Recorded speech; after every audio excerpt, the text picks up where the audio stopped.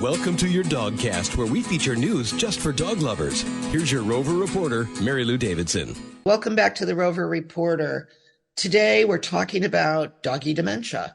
It is kind of like Alzheimer's in humans, but to help explain it and talk about things that we can do to sort of delay it and maybe even treat it, Dr. Jim Dobies is here. And he's the founder of Urgent Vet, and they have now more than 52 clinics across the U.S. Congratulations on that, Jim. Thank you very much. Happy to be here, and I appreciate the opportunity. Yeah, it's something that we always worry about, and we're always keeping an eye out on our dogs to make sure that they're functioning at the same level that they were when they were 4 or 5 years old. At what age do you really start needing to pay attention and looking for those signs? I think those clinical signs often come along with some of the disabilities that go along with aging. So when you start to see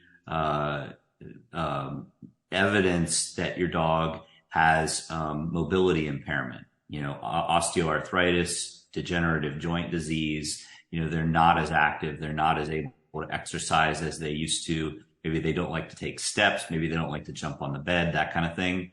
I think you really have to start thinking about cognitive decline at that stage.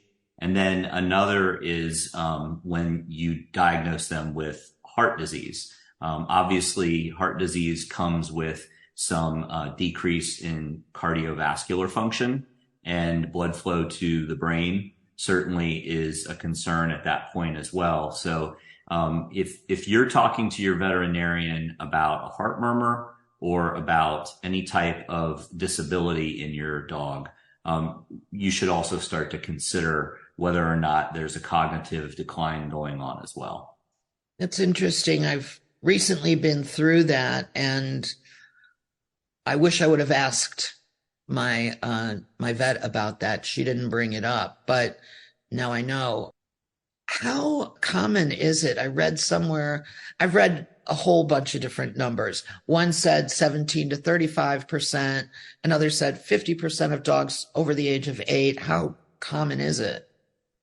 In my clinical experience, I think it's probably closer to that 50% number.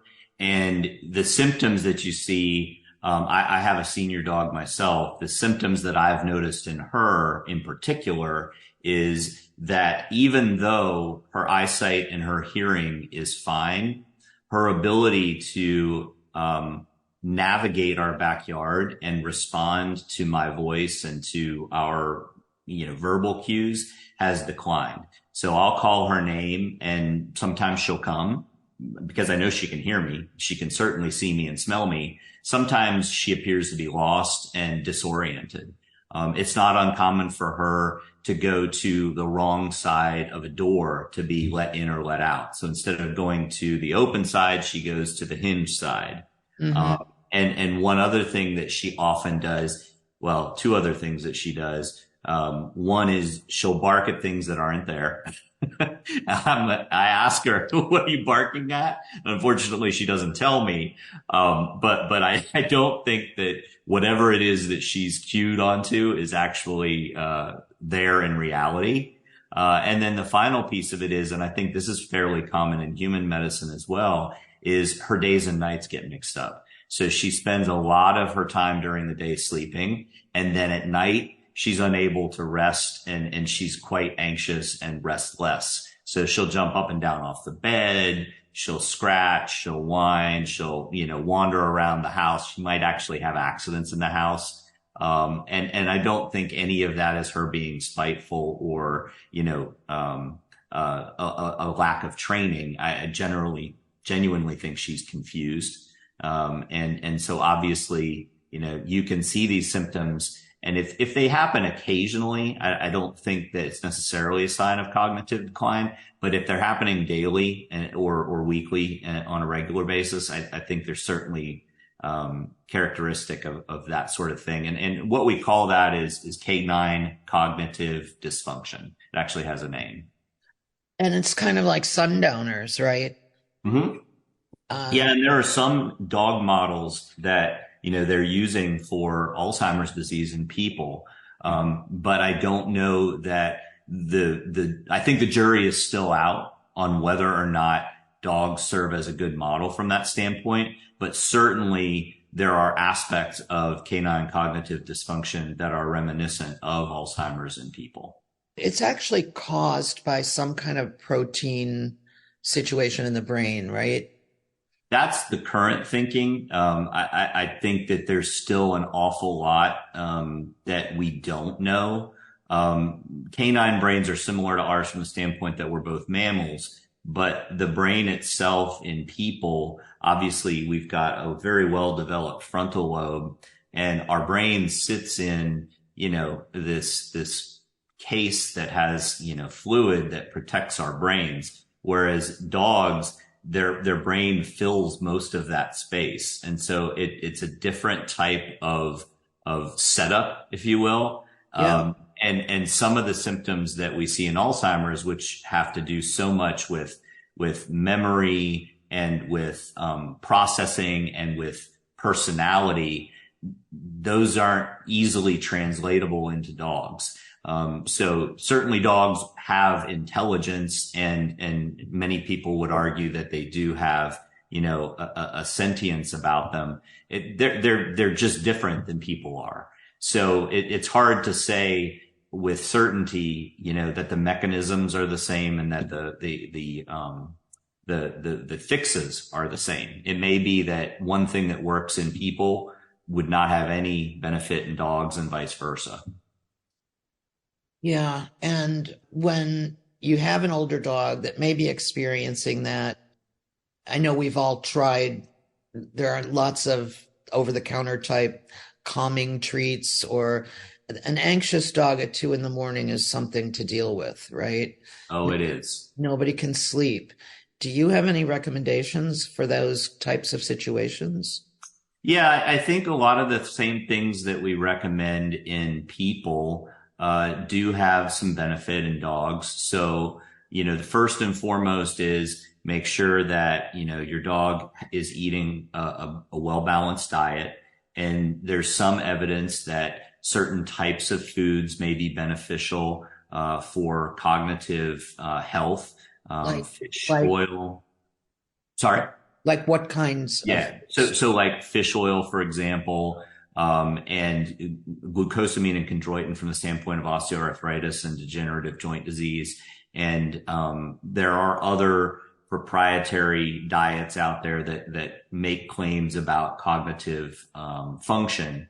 But along with the diet, then regular exercise and enrichment activities that gets your dog out walking and active, and that challenges them to be interactive with you, to help keep that brain game going more frequently. And of course, exercise during the day, certainly does lend itself to better sleep at night. So those things are all helpful. There's also some medications out there on the market. The most common one, I don't want to mess the name up, is called Anapril. And it's been around for a while. It's shown to have some benefit for certain types of cognitive dysfunction. But it tends to be a fairly mild benefit, and it doesn't tend to last forever. So you'll see, some improvement in some dogs for a period of time, and then unfortunately decline will persist and continue beyond that. So there's just so much at this point we don't know.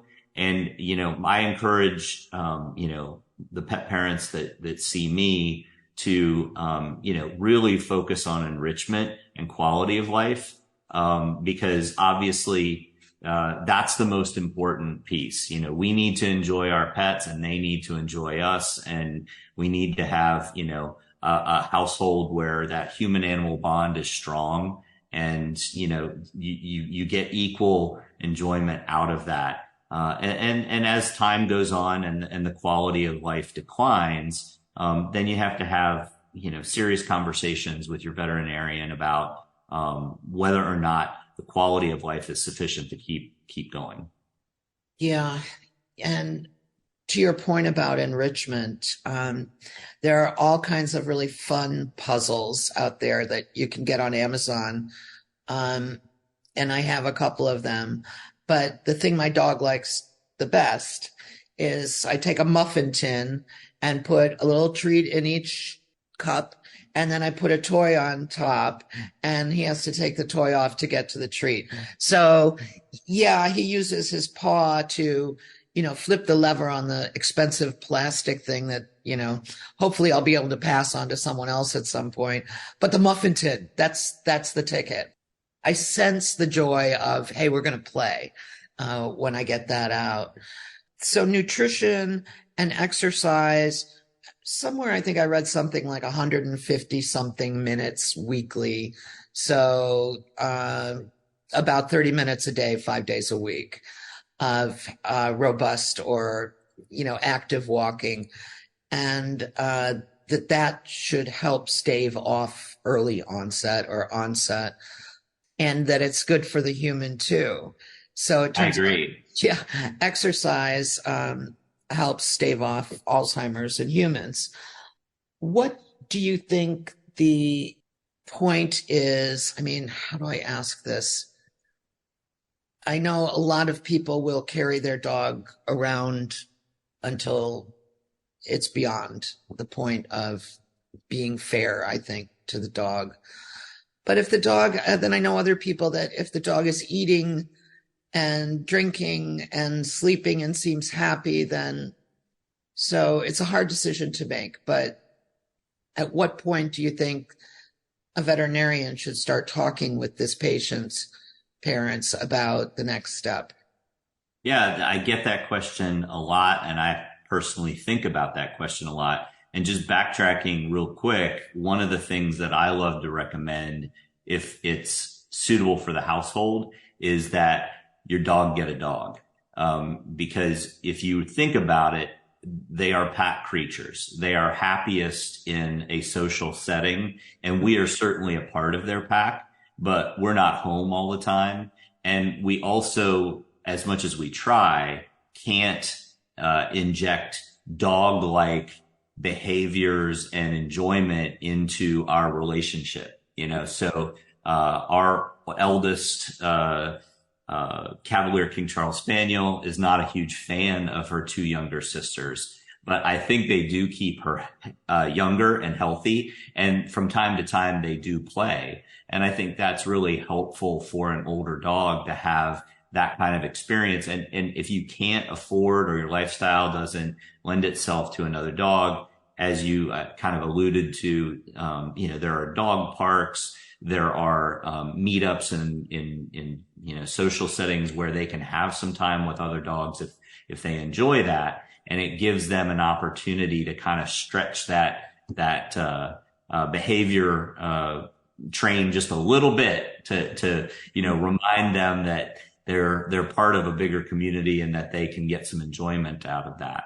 From the standpoint of quality of life, I tend to take the path of good days versus bad days, right?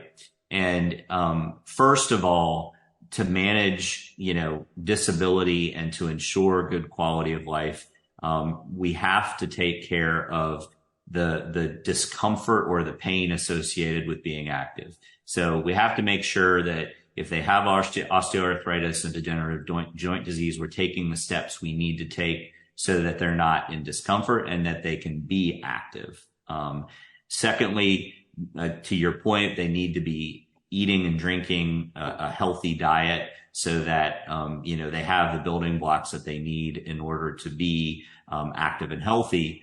And then, the third thing is, are they able to maintain a certain level of cleanliness? For me, once a dog is unable to remain continent and to avoid soiling themselves in their bedding, that is a need for most animals, whether it people, cats, dogs, etc.